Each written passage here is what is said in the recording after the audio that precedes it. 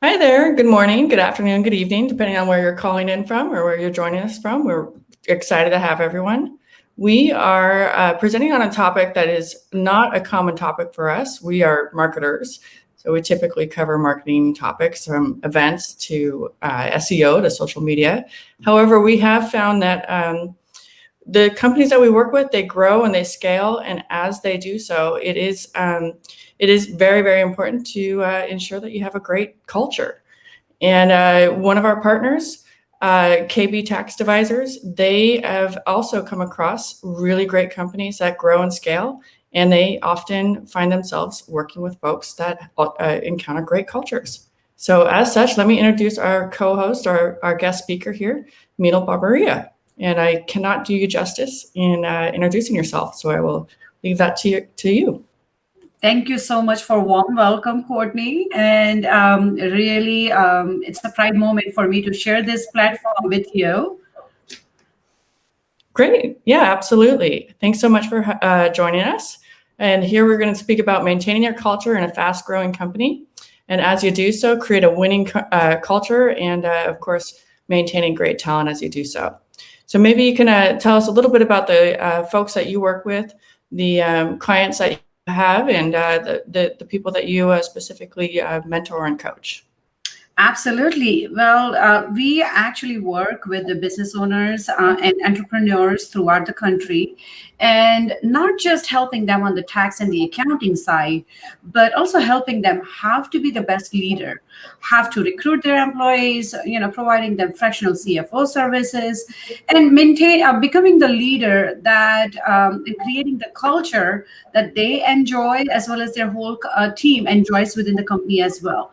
So tax planning, CFO, and anything and in between that goes in the life of an entrepreneur once you get into this real world of the business owners. Sure. Yeah, absolutely. One of the things that we immediately connected on as we EMA, Expert Marketing Advisors, found KB is we connected on just the size of our company and the like-mindedness. And then as we started to work together, as EMA is growing, I have found that Meenal has been a great coach in how we actively are putting dollars back into our pocket and actually being able to use them back toward the team. And so maybe you can speak a little bit on how that's been just incredibly valuable on how other folks can do that as well. Absolutely. I do remember our first few meetings when we spoke about creating a culture. And, most business owners, they want to give back to their employees, but they don't know where to find that money. And of course, you would not know it and you wouldn't have access to it if you keep donating your hard earned money to the IRS. So the goal here is to review your numbers and proactively plan in reducing your tax liability in a way that the money that is being wasted in terms of taxes, which you don't have to pay, can be better utilized to compensate your employees and create the culture and create that belongingness. I know last whole year was a little bit tough for many business owners, and many people had to make a tough choice of letting go of their employees or furloughing their employees. However, we have many clients where we help them pay a little extra to their employees, and the way we do it is finding creative tax beneficial ways where you as an employer are paying to your employees. It's costing you less, even though you're paying them a little bit more, because we are saving you on payroll taxes in a legal way, staying with the IRS tax boundaries. At the same time, your employees get some tax-free benefits. And when they are in disaster in the pandemic, a little bit of a small gesture to your employee shows that you care, shows that you have empathy and how you care about their team. So, and that goes a long way, actually. Absolutely, absolutely. One of the things as well to point out, so is it possible as the company, and just the slide here just kind of speaks volumes, as you kind of go from growing to scaling and really that hyper growth, you have to be very proactive in ensuring, you have to take those steps, ensuring that culture is shining back into the company and maintaining that talent and keeping that talent so that you don't actually lose that. One of the things that I learned in working with you is that, yes, you actually have to take active steps.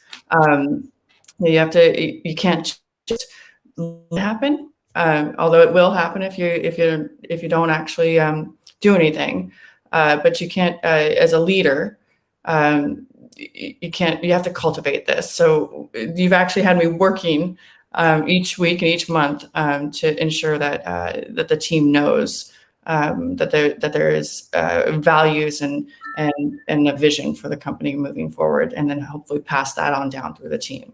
So there's some lessons learned there, and tips and tricks.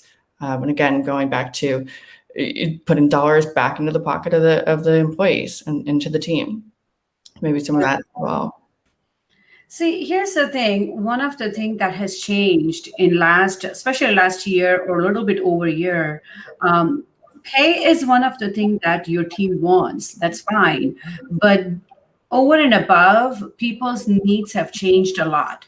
Not all the employees are looking for a job just for the pay. What matters to them, culture, are you talking the language that they can understand? Are we giving them the clarity? At the same time, do they feel appreciated? Do they feel heard? No matter how many meetings you have throughout the whole day, how much time are you giving to kind of sit down with them and talk with them? And those kind of things does make a huge difference. And whether we create the culture or we don't create the culture, it happens automatically. So in our company, we kind of call, why don't we create a culture that we all love working together? And from time to time, we kind of roll out surveys, and take action on those surveys as well. It's not just rolling out a survey to your employees, but, we kind of roll out surveys and take action on that, kind of come up with some creative ways. Like, for example, we kind of do ask me anything meetings, which is like every 2 weeks. And I kind of adapted this from one of my mentor. And in that particular meeting, it's two-way channel where employees ask us as to what we are planning to do and, many things. And we can ask our employees, or anyone can ask anyone. And it's kind of an open platform where everyone is humble enough to share, and just we don't create an employer-employee kind of a boundary. It's kind of a team, and it feels really good. Especially our team have really appreciated it. A couple of clients who have implemented the same thing have really appreciated that as well. Sure, absolutely. So when you're working with some of your customers, do you find that you can kind of spot the red flags as you're going throughout the year and as they're growing? Well, we do find many red flags. And, the first thing that we do is kind of we sit down and talk about what are the 5 or 6, main important challenges that they are seeing in their business. Now, it could be related to anything. It could be, reducing their operating cost. It could be employee-related issue. It could be, that they are burned out. They need extra time, or they're paying extra money in taxes and not having proper management report, anything it is. And we kind of, when we do the kickoff call, we kind of go over it in the order of priority. What is most important? What is second important and third important? And kind of hone in and tackle down and create an action plan to achieve and solve all of those problems. So it's like hand in hand. Oftentimes, entrepreneurs, they kind of, they want to do so many things, and doing 25% or 30%, those kind of little bit here, there, it takes forever to achieve. And not knowing everything, entrepreneurs are really good at making money. Business owners are really good at making money, but then there are certain areas where you need help. And it's best to go with a professional who can not only guide you on the finances side, have to look and understand your budgets, have to generate cash flow statements and those kind of things, but also have to set the budgets for your team at the department level and those kind of things, and have to efficiently use that money to create the tax benefit for you as a whole as well, because you as a business owner, you should get some profit share and also need to reserve some of that portion for your own share of taxes, right? Because this business is running on you. So Sure. how can we find that balance? Mhm. That's something really important as well. Right, right. And I've got to say, in working with you, I have found that the stress changes from not worrying about being in the business, but being able to shift and work on the business, which is a really critical component. And then being able to focus on the customers, focus on scaling, and then really ultimately, I mean, for EMA, Expert Marketing Advisors, we work primarily with growth companies, B2B tech companies that are focused on as well. They're coming out of stealth. They're going in the same path as us and that grow, scale, and exit. So very similar. I think we all have this sort of bird's eye view of how companies go through this, the growing pains. So same thing. If you can, keep your eye on the ball as far as where are the pains, where is the company going, and then if you've got that financially secure tax plan, all of the planning, you're able to really put the dollars where they belong. I will say that working with you, it's helped a lot in that regard. But it is something that folks need to really take a moment to put together. Absolutely. Great. I'm going to put Yes. just want to see if there's folks out there that do actually have this in place where they've got team members that understand and personally contribute to the culture and goals, or this is something that they've actually set aside time the same way you've got surveys with your existing team. If there's mentors in place, if it's when you onboard your new employees, or if it's something maybe quarterly or at the half-year mark, if people do a temperature check and see where the culture stands, because it does go through various moments of change as companies grow. It does, absolutely. And the thing is, generating revenue is not tough. I mean, you can make a lot of money at the end of the day.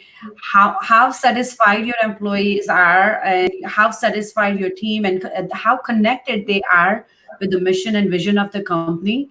And I mean, I believe in creating raving team members who can't stop talking about, how great of a business or how great of a job it is. So that really matters a lot. We have team members, who would go to their family party and can't stop talking about us. Isn't that really cool? It attracts new talent as well. We get references. A lot of our folks will come to us based off of other people that have told us that this is a great place to work. Some of our customers, we see it from the outside, which is it's kind of what we call the politics, and we don't have to touch it, but we see it, and it can be pretty painful knowing that it's something that the people we work with, they go to sleep worrying about work that affects them on the weekends, and it really wears on them, which you feel for them, and you're just really glad that it's not the culture that you have in your own company. Yeah. Well, I must praise EMA on that side too, because Courtney, you have done really well with your team, and you go that extra mile doing the spa days and company off day, and I mean those things really matters. Sure. I know we all have a busy life and a lot of thing on our plate, but just thinking outside the box and kind of taking care of them, thinking about them, just makes a huge difference.